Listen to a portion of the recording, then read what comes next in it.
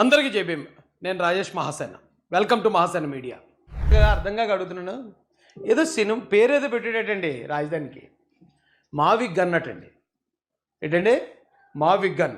ఆ మాట విన్నాక నాకు సినిమా గుర్తొచ్చిందండి. ఇది ఒక కామెడీ సినిమా, ఇది రాజేంద్ర ప్రసాద్ గారిది అనుకుంటా, క్విక్ గన్ మురుగన్.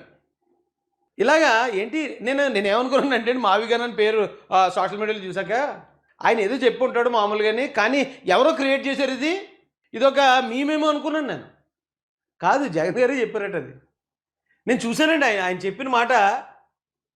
ఇదిగో ఇలాంటి మాటలు చెప్పడానికి బాబు అదేదో పదార్థం ఉండకూడదండి ఒంట్లో. ఇప్పుడు ఆయన ఓడిపోయి ఉన్నాడు కాబట్టి నేను చాలా మాటలు మింగేస్తున్నాను. కానీ ఇలాగ ఎవడన్నా ఒకవేళ ఎవడో పనికిమాలిన ఎవడు ఇస్తాడు ఐడియాలు ఇలాంటివి. పాపం ఈయన స్క్రిప్ట్ రాసిస్తే ఆ స్క్రిప్టేగా చదువుతాడు. ఇంత దరిద్రమైన ఐడియా ఇచ్చినాడు ఎవడో, నాకు అది చూడాలనుకుంటున్నాడు.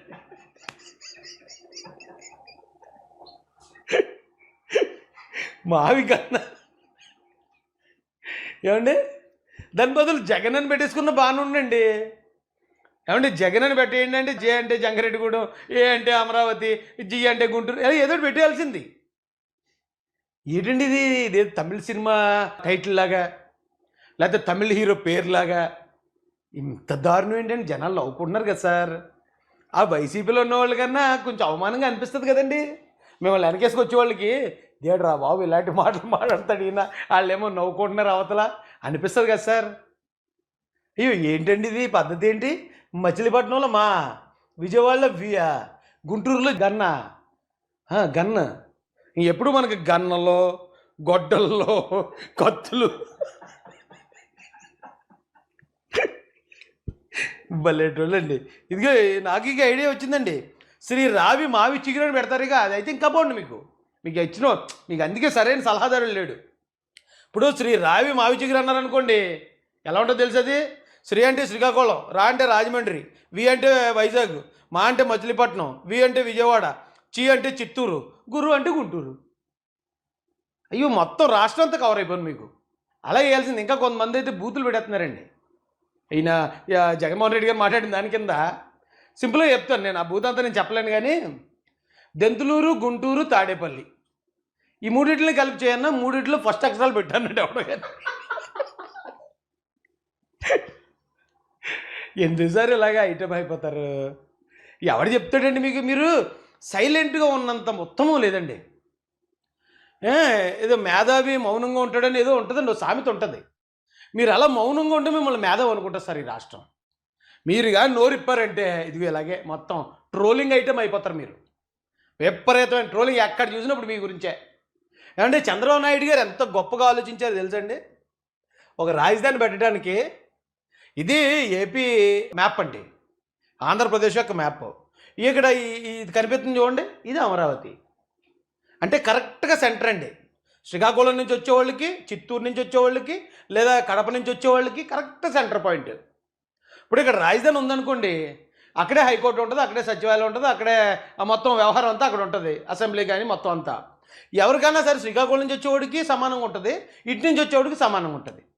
కానీ జగన్ గారు ఏం చేశారండి అప్పుడు, ఇది వైజాగ్ అండి, ఇది ఒక రాజధాని అటండి, ఇదేమో కర్నూలు అండి, ఇది ఒక రాజధాని అట, ఇదేమో అమరావతి, ఇది ఒక రాజధాని అన్నాడు.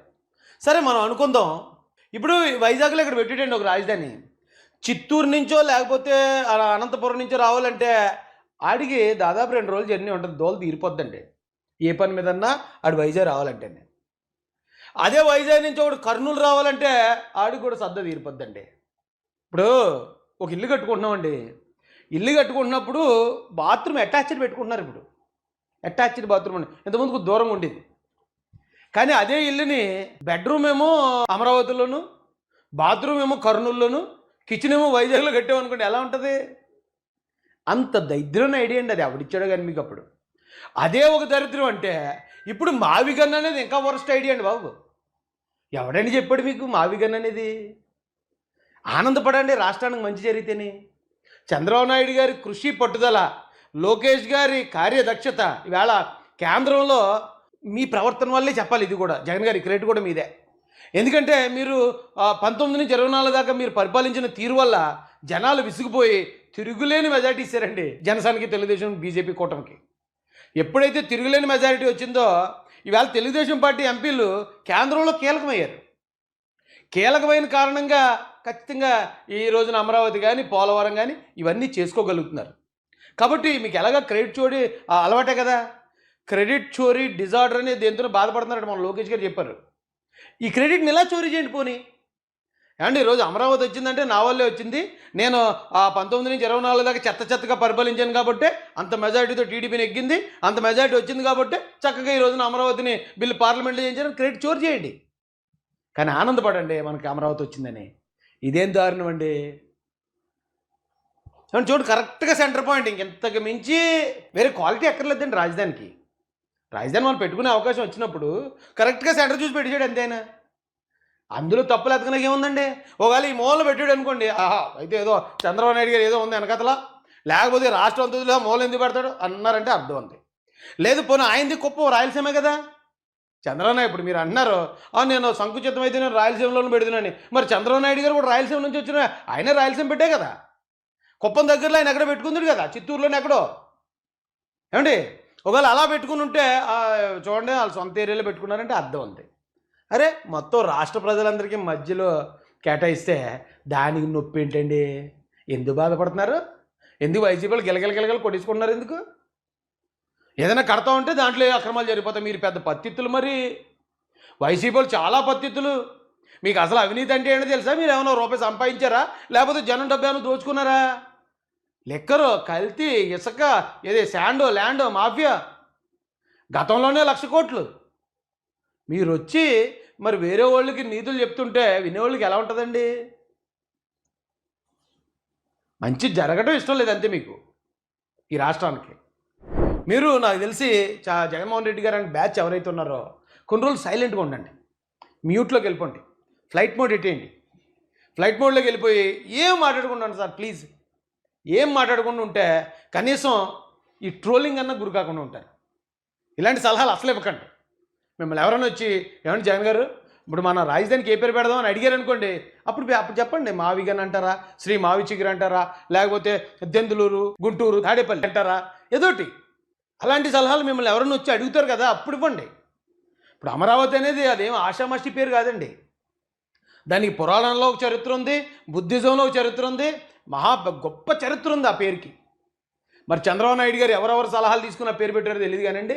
అమరావతి అనేది హిందూ పురాణాల ప్రకారం అయితే అది దేవతల నగరం, ఇంద్రుడి నగరం. అది బుద్ధిజంలో కూడా అమరావతి అనే ప్రాంతానికి అసలు అతి గొప్ప ప్రాముఖ్యత ఉంది ఆ పేరుకి. అలాంటి గొప్ప పేరేమో ఆయన తీసుకొచ్చి పెడితే మీరు క్విగ్గాన్ మురుగన్ పెట్టచ్చు కదా, మావిగాన్ పెట్టచ్చు కదా, మావిడాకులు పెట్టచ్చు. ఏంటండి ఇది, ఈ పద్ధతి ఏంటి. మీరు ఇచ్చే సలహాలోనే చంద్రబాబు నాయుడు గారు పెట్టిన ఈ ఉన్నతమైన పేరుకి మీరిచ్చే ఈ వికటకవి, ఈ జంబులింగ్ పేర్లకి అక్కడే తెలిసిపోతుంది అసలు ఏంటి వీళ్ళిద్దరిలో ఉన్న తేడా. చంద్రబాబు నాయుడు గారిలో ఉన్న క్లారిటీ ఏంటి, జగన్మోహన్ రెడ్డి గారిలో ఉన్న కన్ఫ్యూజన్ ఏంటి, ఈయనలో ఉన్న తికమక ఏంటి అనేది జస్ట్ మీరు ఇచ్చిన ఈ చిన్న దాన్ని పట్టుకుని చెప్పించండి. సైకాలజీ అంటే ఒక మాటలోనే కదా. ఇప్పుడు మీ ఎదురుకుంటే ఒక డాక్టర్ కూర్చొని ఉంటాడు, అతను మేము ప్రశ్నలు అడుగుతూ ఉంటాడు, మీరు చెప్పే 2-3 మాటల వల్లే మీరేంటి, మీ క్యాపబిలిటీ ఏంటి, మీరు ఎలా ఆలోచించారో చెప్పేస్తారు కదా. ఆ ఒక్క మాటే ఈ మావిగన్. మీ మైండ్ ఎంతవరకు ఆలోచిస్తుంది, ఎలాంటి వాడు ఇచ్చిన సలహా. ఒకవేళ బయట ఇచ్చిన సలహా అనుకోండి, ఇదేం సలహా అని తిడతారు ఎవరైనా. అయితే లేదు మీకే వచ్చిన సలహా అనుకోండి, చెప్పినప్పుడు పక్క వాళ్ళు అన్న వద్దన్నా అని చెప్తారు వాళ్ళు, అప్పుడు వినాలి. ఇప్పుడు ఈ మావిగన్ అని చెప్పిన దానివల్ల ఎవరికి ఏమి నష్టం లేదు, కానీ మీరు ఈ రోజున ట్రోలింగ్ ఐటెం అయిపోయారు. దయచేసి వద్దు, మౌనంగా ఉండండి. మౌనంగా ఉన్నంత ఉత్తమం లేదు మీరు. అయ్యా